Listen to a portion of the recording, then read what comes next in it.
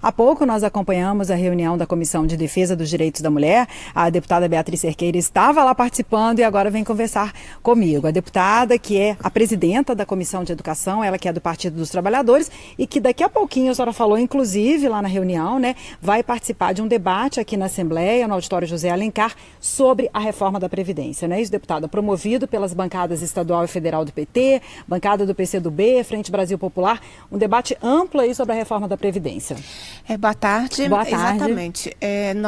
Essa iniciativa surgiu quando nós começamos a discutir com os sindicatos do funcionalismo público estadual várias demandas, e entre elas nós sabíamos que o debate da reforma da Previdência, que nós já o estamos enfrentando há mais de 2 anos, seria pautado pelo governo federal. E, de fato, nós temos uma PEC agora, que é a PEC 6, que apresenta uma reforma da Previdência muito preocupante. E a melhor maneira da gente compreender isso é discutindo, é entendendo, é tendo acesso ao conteúdo, porque nós enfrentamos, na última tentativa de aprovar a reforma, uma manipulação de informações, né? A última campanha que foi feita pelo Temer, ele tentava dizer para a população, olha, a minha reforma é para combater privilégios, porque os servidores públicos são privilegiados e nós precisamos resolver isso. Mas o que a reforma do Temer atacava era a professora que em muitos estados não ganha sequer o piso salarial, como aqui em Minas nós ainda não recebemos o piso. O que a reforma ataca eram as mulheres, eram as trabalhadoras rurais. Então era falso o discurso de ataque a privilégios. E se nós estudarmos essa reforma da Previdência agora, que já está em tramitação no Congresso Nacional, nós vamos identificar a mesma coisa. A reforma da Previdência, ela tem objetivos muito claros, que é tirar a Seguridade Social, porque a Previdência faz parte da Seguridade Social, então desmontar isso, e empurrar as pessoas para a ideia de uma previdência privada. Isso acontece de que forma?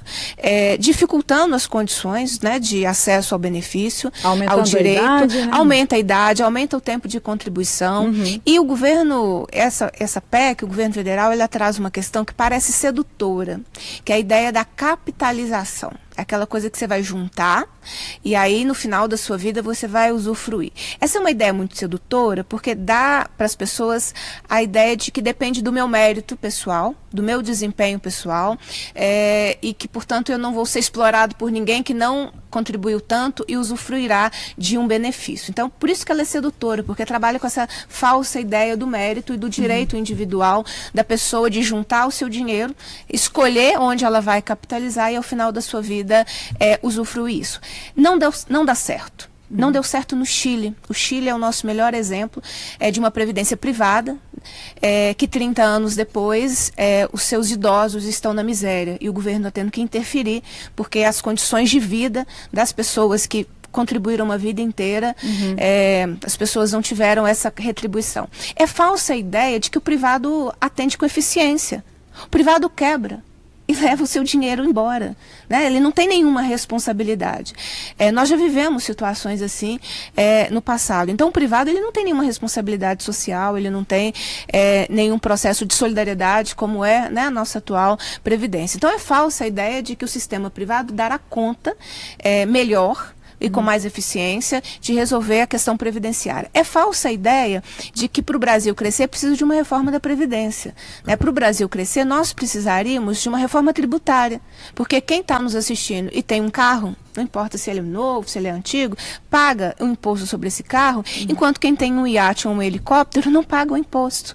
Nós duas pagamos mais impostos do que o acionista da Andrade Gutierrez. E eu acho que o acionista da Andrade Gutierrez está numa classe social acima da nossa. Né? Com certeza. Então, nós precisaríamos de uma reforma tributária que desse conta de reorganizar o nosso sistema tributário de forma que quem tem mais, pague mais. Porque hoje quem de fato paga imposto é a classe trabalhadora. Quem tem 2 salários mínimos, mais de 50% do seu salário, dos seus rendimentos, são destinados a pagamento de impostos. Era uma reforma tributária. A gente quer discutir o problema do país, vamos discutir os sonegadores. Outro dia fiz uma pesquisa, as mineradoras devem para a Previdência, né? E a mineradora é um assunto que aqui em Minas Gerais nos é muito sensível. As mineradoras não pagam impostos. Tem o imposto da Previdência, tem a dívida previdenciária, mas também tem outras dívidas de impostos, eles não pagam, as mineradoras não pagam impostos. Então nós temos um sistema que é muito farto de sonegação, além de benefícios e isenções fiscais. Eu dizia que no plenário outro dia, discutindo as questões da educação, que o montante de isenções ou de benefícios fiscais que o Estado de Minas Gerais concedia em determinado ano chegou a mais de 50%, comparativamente, de todo o valor que se investe na manutenção e desenvolvimento da educação. Como é que você explica no momento de crise o Estado de Minas Gerais, o Brasil, está concedendo benefícios fiscais a grandes empresários que não dão retribuição, porque no momento de crise a primeira coisa que eles fazem é demitir as pessoas, fechar suas portas, guardar o lucro e viver do rentismo, que é o lucro aí do sistema financeiro. Então, se a gente quer discutir o problema do Brasil, não é a reforma da Previdência. A reforma da Previdência, ela está atacando a população. Ela está atacando a população em relação ao benefício de prestação continuada. Benefício de prestação continuada é aquela pessoa que ficou à margem do sistema previdenciário toda uma vida, ou seja, que não conseguiu um trabalho formal e, portanto, com a contribuição previdenciária, e que o Estado vai assisti-la quando ela consegue chegar aos 65 anos de idade. Aí o governo quer aumentar a idade, quer diminuir o benefício para um benefício menor do que o salário também, mínimo, né, que muda. O tempo de transição.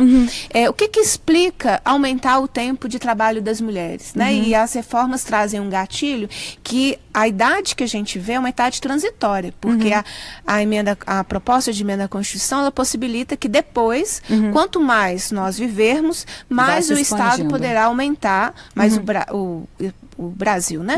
Poderá aumentar o tempo da sua contribuição. Mas o que explica o Estado não ter resolvido as questões em relação a nós, mulheres? Nós assumimos tarefas que não são remuneradas. Quais tarefas são essas? Quem é que sai do mercado de trabalho para cuidar da criança? Quem é que sai e volta, né? Quem é que diminui sua jornada de trabalho em função das tarefas relacionadas à saúde e à educação do núcleo familiar? Quem cuida dos idosos na casa quando eles necessitam de assistência à saúde? Quem cuida de todo esse processo que antes deveria ser das políticas públicas do Estado, que o Estado não resolveu isso, mas quer sobrecarregar ainda mais as mulheres? Então, o que eu estou dizendo não é opinião. Nós trabalhamos em atividades não remuneradas mais do que os homens, toda semana, todos os dias, e é por isso que nós, mulheres, temos uma redução na nossa jornada de vida, de trabalho. O Estado não resolveu isso, mas quer imputar às mulheres mais tempo de trabalho remunerado. O que explica acabar com a diminuição que nós temos, né, da aposentadoria específica das professoras. Nós somos uma categoria que não adianta férias, porque não adianta férias não, senão daqui a pouco as pessoas vão achar que eu não quero mais férias, né, quando professor. As férias não são suficientes para recuperar todo o desgaste físico adquirido numa sala de aula. Quero dizer com isso que é uma profissão que ao longo do seu desempenho, desenvolvimento, nós vamos adquirindo um desgaste que não se recupera. É por isso esse reconhecimento de uma aposentadoria específica. Mas a reforma do Jair Bolsonaro vai fazer com que, no mínimo, as mulheres trabalhem 10 anos a mais, no mínimo. Porque essa é a conta de agora. Aprovada, a gente está dando um cheque em branco, não preenchido, para que o governo daqui a pouco diga, não, podem ser mais 2 anos, mais 3, mais 5, né? O que explica em relação à agricultura familiar? Né? A agricultura familiar tem um modo de vida que ele é diferente da cidade, vinculado à sua contribuição, é vinculado à sua produção. A forma como o governo quer alterar fará com que a casa, muitas vezes, tenha que escolher. Primeiro, nós temos dúvidas se a agricultura familiar conseguirá pagar a Previdência. E ao conseguir, muitas vezes, ele não conseguirá pagar por todo o núcleo familiar. Quem vai ser excluído? Quem é excluído será a mulher. Né? Então, não faz sentido. É uma reforma que o fim da contribuição da aposentadoria por idade, porque hoje no INSS é possível, né? Perdão, por tempo de contribuição. No caso do serviço público, ali, né? Tempo de contribuição e idade. No caso do INSS, ainda você tem a aposentadoria por tempo de contribuição. O que explica acabar com isso? Né? Isso atinge milhares de pessoas e a falsa ideia de que é uma previdência para atacar privilégios. Está atingindo o povão, está atingindo todo mundo que vai conseguir, que eventualmente conseguiria se aposentar. E atinge mais as mulheres, porque somos nós que aposentamos mais, né? Agora, por deputada, tempo de contribuição. Agora, é possível, né, e a função de um debate como esse também é essa, com a informação tentar de alguma forma reverter, porque assim, a gente sabe que é difícil o governo flexibilizar algo, mas assim, ainda é possível com uma grande movimentação, né, um grande movimento para tentar impedir aí alguns desses itens que estão sendo propostos. Eu faço parte do grupo social que quer impedir a aprovação de ainda está em plena, né, tramitação, ainda dá para mudar. Claro, dá para impedir. O governo precisa ter, se eu não me engano, 253 deputados para aprovação de uma proposta de emenda à Constituição. Não é fácil, exatamente. Eu acho que todos nós agora precisamos olhar para o deputado que nós votamos, se eleito, cobrar dele o seu posicionamento. Se não eleito, né? O seu voto ajudou a eleger alguém da coligação. Né? Todas as coligações conseguiram aí eleger os seus representantes. O seu voto ajudou na eleição de alguém da coligação. Então, é preciso perguntar para o deputado. Né? E mais ainda, você não tem que perguntar só para o deputado que você elegeu, você tem que o deputado que atua na sua região. Qual é o seu posicionamento sobre a reforma da Previdência? Tudo isso aqui que está sendo dito, porque o que está dito, o que eu estou dizendo, está escrito. Aí, não, às vezes as pessoas acham, não, ela está exagerando. Não, essas coisas estão escritas. Né? A proposta está apresentada ao Congresso Nacional.